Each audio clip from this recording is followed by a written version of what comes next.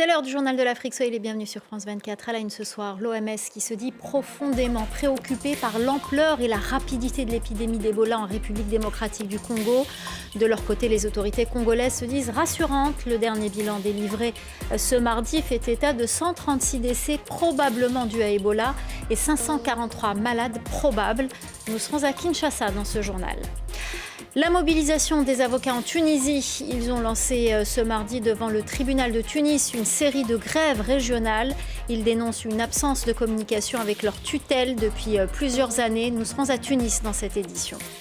Et puis deuxième jour de grève contre l'augmentation du prix du carburant au Kenya, une grève décrétée par l'association des transporteurs. Un mouvement toutefois suspendu ce mardi pendant une semaine en vue de négociations avec les autorités. Nous serons à Nairobi dans un instant. Réunion de crise en République démocratique du Congo autour de la nouvelle épidémie d'Ebola. Les autorités congolaises se sont réunies avec le président Félix Tshisekedi dans la nuit de lundi à mardi. Elles se veulent rassurantes. Ce n'est pas la première épidémie à laquelle fait face le pays. Les précisions à Kinshasa d'Aurélie Bazara-Kibangoula. Le virus Ebola a été signalé dans 6 zones de santé en République démocratique du Congo. Les cas sont enregistrés dans l'est du pays, comme dans les villes de Butembo et Goma, dans le nord Kivu, ou encore à Bunia, dans la province de l'Ituri, épicentre de l'épidémie. Bunia, où 69 malades sont actuellement admis dans le centre de traitement. Des équipements sont en train d'être acheminés, notamment des stocks de tenues de protection pour le personnel médical. Le laboratoire de Bunia, lui, est renforcé car l'objectif, disent les autorités, c'est de pouvoir poser un diagnostic le plus rapidement possible. Mais les autorités se sont voulues rassurantes. S'il n'existe ni vaccin ni médicament pour cette souche du virus Ebola, elles rappellent que la République démocratique du Congo a déjà contenu 16 épidémies, certaines sans vaccin ni médicament. Alors des recherches ont été lancées pour tenter de trouver un vaccin pour faire face à cette nouvelle souche du virus Ebola, mais les autorités avertissent, ces recherches prendront du temps. Le traitement reste pour le moment essentiellement palliatif. Kinshasa affirme que la priorité, c'est de rompre la chaîne de transmission et rappelle l'importance des gestes barrières, notamment se signaler dès le moindre symptôme. Vous l'avez entendu, les autorités congolaises se veulent rassurantes, mais l'OMS, de son côté, se dit profondément préoccupée par l'ampleur et la rapidité de l'épidémie. Écoutez le directeur général de l'organisation. Je suis profondément préoccupé par l'ampleur et la rapidité de l'épidémie. Des cas ont été signalés dans des zones urbaines, notamment à Kampala et à Goma en RDC. Et des décès ont été signalés parmi le personnel de santé, ce qui indique une transmission en milieu hospitalier. L'OMS dispose d'une équipe sur le terrain qui aide les autorités nationales à faire face à la situation. Nous avons déployé du personnel, des fournitures, du matériel et des fonds. J'ai approuvé l'octroi de 3,4 millions de dollars supplémentaires provenant du fonds de réserve pour les urgences, ce qui porte le montant total des aides à 3,9 millions de dollars. Si la République démocratique du Congo se dit rassurante, c'est surtout parce que le pays est habitué à faire face à l'épidémie. C'est la 17e que connaît la RDC. Il faut savoir qu'Ebola a plusieurs souches qui ont fait environ 15 000 morts sur le continent ces 50 dernières années, avec un taux de mortalité fluctuant entre 25% et 90%. Retour sur l'histoire de ce virus avec Héloïse Mélan. Le virus Ebola a été observé pour la première fois en 1976, lors de 2 flambées au Soudan et en République démocratique du Congo, ex-Zaïre. Bilan, au moins 430 morts. Origine, virus animal transmis à l'homme. Le virus tire son nom de la rivière Ebola, située à proximité du premier foyer identifié de la maladie. Les symptômes apparaissent entre 2 et 21 jours après l'exposition au virus. Maux de tête, fatigue, puis fièvre hémorragique, souvent fatale. Le taux de létalité moyen de la maladie est d'environ 50% selon l'OMS. Elle touche principalement l'Afrique de l'Ouest et elle est extrêmement contagieuse. À ses débuts, Ebola ressemble à la plupart des autres maladies infectieuses présentes dans les régions tropicales. La maladie peut provoquer de la fièvre, de la diarrhée et d'autres symptômes. Souvent, les soignants ne se rendent pas compte de ce qui est en train de se passer et malheureusement, ils sont eux-mêmes contaminés. C'est ainsi que la transmission d'Ebola s'intensifie au sein des communautés. Plusieurs grandes épidémies ont touché le continent africain ces 50 dernières années, faisant plus de 15 000 morts. En 1995, 2000 et 2007, la contagion est restée relativement faible, avec quelques centaines de cas en RDC et en Ouganda. La plus importante épidémie connue à ce jour a sévi de 2013 à 2016 en Guinée, au Libéria et en Sierra Leone, avec près de 30 000 cas et plus de 11 000 morts. L'épidémie de 2018-2020 en RDC a aussi été très meurtrière, avec près de 2300 décès. 3 souches de virus sont responsables des principales épidémies. Le Zaïre Ebola-virus, le Soudan Ebola-virus et le Bundibugyo Ebola-virus. Des vaccins et traitements ont été mis en place contre la souche Zaïre, à l'origine de la plupart des épidémies recensées. Mais il n'y a pas de traitement pour la souche Bundibugyo, qui sévit actuellement en République démocratique du Congo. Voilà ce que l'on pouvait dire sur l'épidémie d'Ebola en République démocratique du Congo.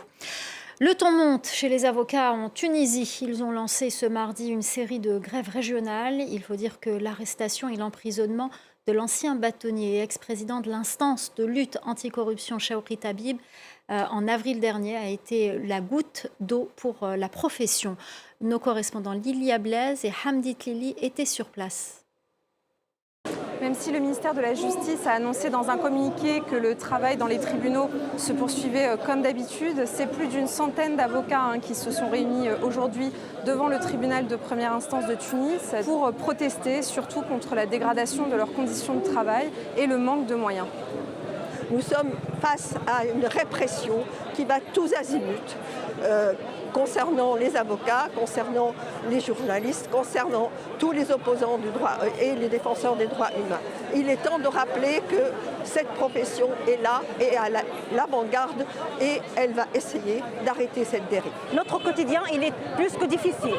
Il est plus que difficile dans la mesure que je crois qu'il y a un manque personnel, énorme de personnel quant aux greffiers de tribunaux, quant aux juges, quant aux procureurs.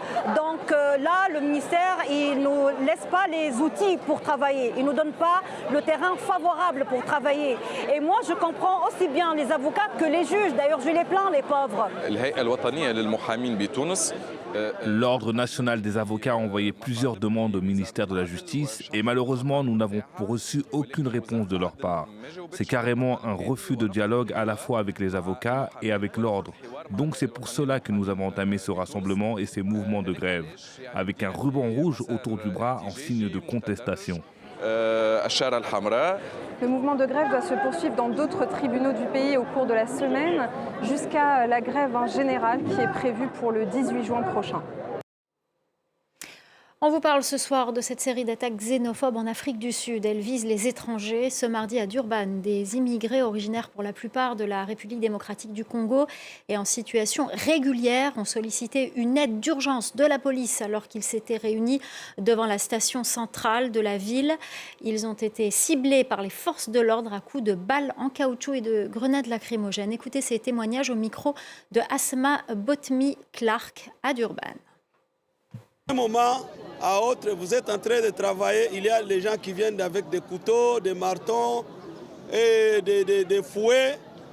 On vous tape, et on casse tout, on vous blesse. Alors nous avons dit qu'on ne peut pas continuer dans cette situation. Mieux vaut aller nous plaindre à la justice ou aller chercher la protection. Nombreux sont blessés, s'il vous plaît, parmi nous. Moi, on me piétinait comme ça par la terre. C'est même police. Ils ont même brisé mon téléphone. J'ai pissé sur moi-même des traumatismes, s'il vous plaît. Les gens, les citoyens du pays, ils ont donné la date du 30 juin que nous laissons le pays en question. Nous sommes leurs frères africains. Pourquoi ils peuvent nous traiter comme ça ? Deuxième jour de grève contre l'augmentation du prix du carburant au Kenya. Elles avaient été décrétées par l'Association des transporteurs. Ce mardi après-midi, le mouvement de protestation a été suspendu pendant une semaine pour permettre des négociations avec les autorités. À Nairobi, les explications de Bastien Renouille. Ce deuxième jour de grève a été plutôt bien respecté ici au Kenya. Dans la capitale, Nairobi, une grande partie des écoles et des magasins étaient fermés et il y avait très peu de véhicules dans les rues. Mais voilà, ce mardi après-midi, l'Association des transporteurs kenyans a décidé de lever cette grève pour une durée de 7 jours et ce, afin de permettre des négociations apaisées avec le gouvernement. Il faut dire que ce gouvernement est difficile à suivre pour les Kenyans. Hier, il affirmait qu'il n'avait aucune marge de manœuvre pour faire baisser les prix de l'essence. Il disait avoir déjà baissé la TVA et ne pas pouvoir faire plus. Hier soir, en direct à la télévision, le ministre de l'Énergie disait finalement avoir trouvé une solution pour faire chuter le prix du diesel de 10 shillings, l'équivalent de 6 centimes d'euros par litre. Ce n'est pas assez pour les transporteurs kenyans, ils veulent plus et donc ils ont décidé de s'asseoir autour de la table pour négocier directement avec le gouvernement. Ils encouragent donc tous les transports publics à reprendre du service durant la journée de demain. Nairobi devrait être donc beaucoup moins bloqué que cela a été le cas au cours des 2 derniers jours. Cependant, la fin de cette grève n'a pas signifié totalement la fin de la mobilisation. Certains veulent aller plus loin, ils demandent la baisse des prix en général et pas seulement pour les produits pétroliers. Ils ont continué à descendre dans les rues, il y a eu quelques émeutes, notamment dans les quartiers périphériques de Nairobi et dans d'autres villes. Mais la situation demain devrait être revenue à la normale. Au moins 11 camions sénégalais transportant du fret pour Bamako ont été brûlés ces derniers jours au Mali par des hommes armés selon l'Union des routiers du Sénégal. La situation est critique. Le syndicat est inquiet depuis la dégradation de la sécurité au Mali avec les assauts du JNIM et du FLA. Le corridor Dakar-Bamako, dont le Mali est largement dépendant, est à l'arrêt. Une situation qui affecte également l'économie sénégalaise. La correspondance à Dakar d'Eli Mandao. L'inquiétude est de plus en plus grandissante chez les camionneurs sénégalais et maliens qui assurent le transport du fret maritime malien entre le port de Dakar et Bamako.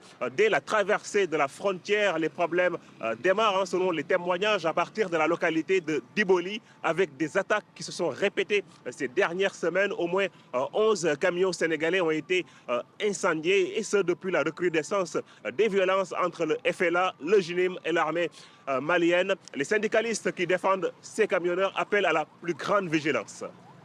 Je renouvelle ma demande pour que les Sénégalais comme Maliens qui ont chargé et qui sont sur le sol sénégalais restent au Sénégal jusqu'à la situation soit réglée. Ceux qui sont au Mali, s'ils peuvent retourner vers le Sénégal, tant mieux. Dans le cas échéant, qu'ils ne bougent pas. Quelles que soient les influences disent que les camions peuvent être escortés, qu'ils ne répondent pas à ces gens-là, qui restent sur place, puisque rien n'est sûr. Il y a le couvre-feu, mais ça n'arrange rien du tout. Nous prions pour que la paix revienne au Mali, puisque l'affaire malienne, si le Mali ne vit pas en paix, le Sénégal ne pourra pas vivre en paix, puisque nous dépendons maintenant, nos activités dépendent du transport lourd, le fret malien. Si ce blocus imposé par le JNIM peut être durement ressenti au Mali, les conséquences économiques peuvent également être importantes du côté du Sénégal. Le Mali, il faudrait le rappeler, est le premier client africain du Sénégal. Voilà, c'est la fin du Journal de l'Afrique. Merci aux équipes en régie, merci à notre chef d'édition Khalid Loussi, merci à nos correspondants et merci à vous pour votre fidélité. Restez avec nous, l'info continue sur France 24.